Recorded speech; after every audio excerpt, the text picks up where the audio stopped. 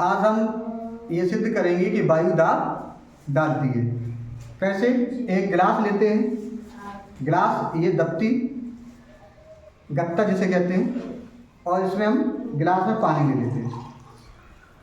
पानी लेने के बाद इस गत्ते को इसके ऊपर ऐसे रख देते हैं। रखने के बाद बीचों बीच इसके बाद इसको हथेली से ऐसे दबाएंगे। दबाने के बाद टाइट दबाएंगे और इसको उल्टा करेंगे। करने के बाद हाथ को हाथ से नीचे वाला हाथ हटाएंगे, ऊपर वाले हाथ से हम क्या करेंगे, गिलास को पकड़े रहेंगे। धीरे धीरे इसको हटाते हैं। हटाने के बाद क्या देख रहे हैं कि गिलास दबती वायु में, हवा में ये सट चुकी है, यानी कि हवा नीचे से ऊपर की ओर दाब डालती है, जबकि पानी ऊपर से नीचे की ओर दाब डाल रहा है। इससे सिद्ध होता है कि वायु हवा जो वायु है वो दाब डालती है। धन्यवाद। पहले हमने देखा था कि वायु दाब डालती है। अब हम देखेंगे कि वायु में भार होता है, एक प्रयोग के माध्यम से, कि उसमें वायु में वजन होता है कि नहीं होता है। तो हमारे पास इसके लिए हमने क्या किया कि एक आर्टिफिशियल हमने ऐसे, आप लोग भी तराजू, एक हमारे पास एक तराजू है ना, तो इस प्रकार से हमने तराजू लिया। ये मिट्टी के दिए होते हैं, ये धागा है, एक लकड़ी है, ये दो दिए से हमने दोनों में छेद करके धागे से बांध दिया। तो इस समय ये दोनों तराजू हमारे आपके संतुलन की अवस्था में। अब हम क्या करेंगे कि दो गुब्बारे लेते हैं, है ना, दो गुब्बारे, जैसे एक लाल कलर का है, यहाँ रख देते हैं, ठीक है, और एक इधर रख देते हैं। दोनों तक ये दोनों गुब्बारे कैसे हैं, संतुलन की अवस्था में, यानी कि इनका वजन अभी बराबर है। अब हम क्या करेंगे, इसमें वायु भर करके देखते हैं।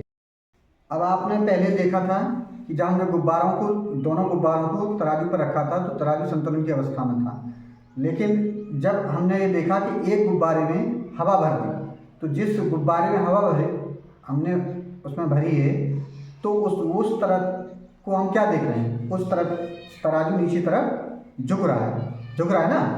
तो इससे सिद्ध होता है कि इसमें कुछ भार है ना, वजन है इसमें। इस वजह से वायु इसमें भरने के कारण ही तो नीचे की ओर आया है ना। अगर वायु ना होती तो ये दोनों संतुलन अवस्था में होते। अगर ये वायु है गुब्बारे में, उसके कारण ही वो नीचे की ओर आया है, इसलिए सिद्ध होता है कि वायु में भार होता है। ठीक है, अब हम अगला प्रयोग करेंगे। इससे पहले हमने देखा था कि वायु दाब डालती है, फिर हमने देखा कि वायु में भार होता है, प्रयोग करके हमने सिद्ध किया था।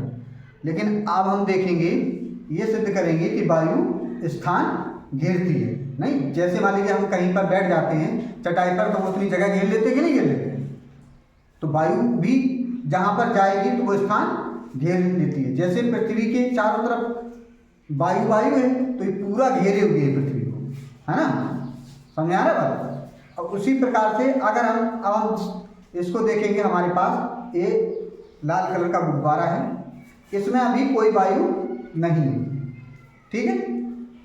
इसका मतलब है कि ये अभी अंदर खाली है ना, इसमें कोई भी ने इसका स्थान नहीं घेरा है।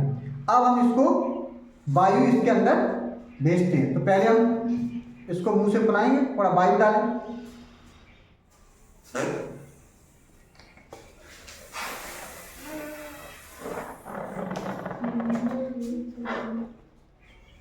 क्या देख रहे हैं, इसमें फूल गया है ना। इसमें इतना स्थान इसके अंदर वायु गई, इसने स्थान घेरा है।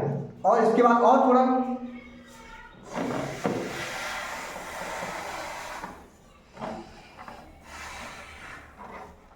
अब पहले से और बड़ा हो गया। इसका मतलब जैसे जैसे वायु इसके अंदर जाती जा रही है, वो उसके अंदर स्थान घेरती जा रही है। और आप देख रहे हो कि जो सतह है वायु, है ना, ये गुब्बारे स्थान तो घेर ही रही है, साथ साथ क्या हो रहा है, इस गुब्बारे की जो सतह थी ये किनारी थी, उस पर वायु ने क्या किया, इधर भी दाब डाला, इधर भी दाब डाला, नीचे भी दाब डाला, ऊपर भी दाब डाला, है ना। तो इससे एक सिद्ध और होता है कि वायु चारों दिशाओं में दाब डालती है ना। ऐसा नहीं कि एक ही दिशा में दाब डाले। तो इससे गुब्बारे से ये सिद्ध हुआ, क्योंकि ये गुब्बारा फूल गया वायु जाने से, तो ये सिद्ध हो गया कि वायु स्थान भी घेरती है और वायु चारों दिशाओं में भी दाब डालती है। ठीक है।